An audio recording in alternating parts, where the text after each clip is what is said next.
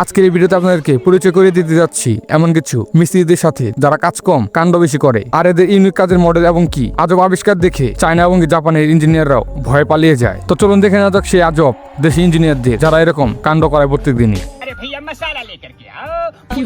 যদি আমার মতো আপনিও ভেবে থাকেন যে মোটরসাইকেল চালানোর সময় হেলমেট পরতে হয়, তাহলে আপনি ভুল। একবার এই রাজমিস্ত্রি হেল্পারকে দেখুন, যিনি কাজ করার সময় মাথা যেন ব্যথা না পাওয়া যায় সেই কারণে হেলমেট পরেছে এবং কি মাথার উপরে পাথরের গাপলা নিচ্ছে।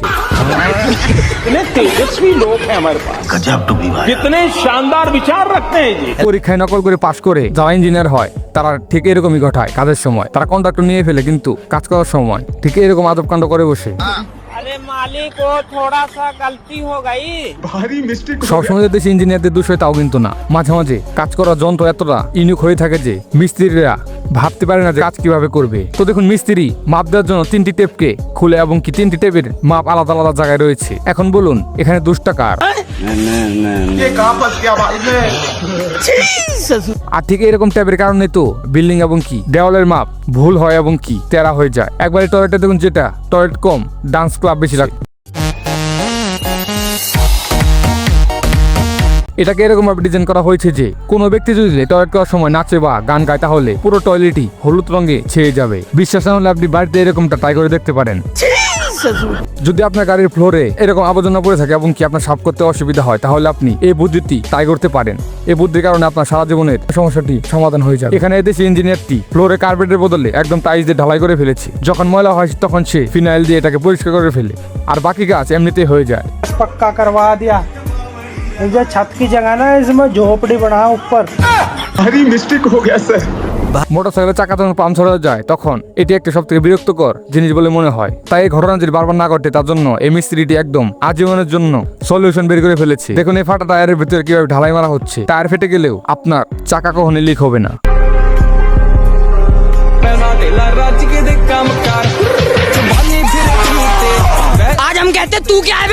আপনাদের স্বপ্নের বাড়ি বানানোর ইচ্ছা থাকে তাহলে আপনি ইঞ্জিনিয়ারকে ডাক দিবেন, আর যদি আপনার বাড়ির 12টা বাজানোর ইচ্ছা থাকে তাহলে আপনি এরকম দেশি ইঞ্জিনিয়ারকে ডাক দিবেন, যিনি আপনার বাড়ির পিলার এরকম ভাবে বানিয়ে দিবে যে আপনি চাইলে অর্ধেক পিলার দাঁড় করে রাখতে পারবেন এবং অর্ধেক পিলার খুলে রাখতে পারবেন। আর আমার মনে হয় এরকম মিস্ত্রি দিয়ে কাজ করানো উচিত।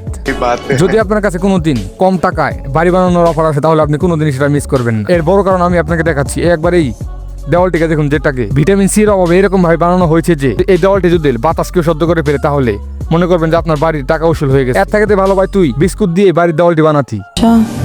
যদি আপনার বাড়ির কাজ কোনো ভালো ইঞ্জিনিয়ারের কাছে দিয়ে দেন তাহলে আপনার বাড়ি রাস্তাঘাট হয়ে যাবে।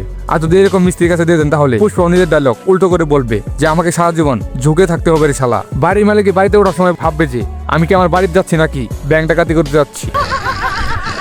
আপনি তো আপনার জীবনে চাবি দিয়ে অনেক কিছু খুলেছেন এবং কি অনেক কিছু খুলতে দেখেছেন, যেমন গাড়ি, বাড়ির দরজা, ব্যাংকের লকার এবং কি ইত্যাদি। কিন্তু আপনি কি কখনো দেখেছেন পানির ট্যাপকে পানি বের করার জন্য চাবি দিয়ে খুলতে হয়? যদি না দেখে থাকুন তাহলে আপনি প্রথম দেখবেন যে এরকম আবিষ্কারও মানুষ করে ফেলেছে।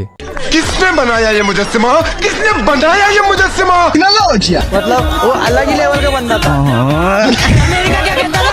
এখন আপনি এই আবিষ্কারটি দেখে বলতে পারেন যে এই বাড়ির মালিকরা কিভাবে টয়লেট করবে। তাহলে আমি আপনাকে বলি যে এটা টয়লেট করার জন্য বানানো হয়নি, বরং শাওয়ার করার জন্য বানানো হয়েছে। कारण नरेंद्र मोदी है। তো দেখুন দেশি ইঞ্জিনিয়াররা টেকনোলজি ব্যবহার করে না, বরং টেকনোলজিকে ব্যবহার করে। একবার এদের দুজনকে দেখুন, যারা পরিশ্রম কম করার জন্য 2টি বাঁশের মাধ্যমে এরকম একটি ক্রেন বানিয়ে ফেলেছে, যেটার কারণে তাদের আর উপর নিচে দৌড়াদৌড়ি পারতে হয় না সিমেন্ট দেওয়ার জন্য। এই জন্য সব জায়গায় বাল পাকনামি করা উচিত নয়। একবার এই ভাইটিকে দেখুন, যিনি জিম করতে গিয়ে কি করে বসলো।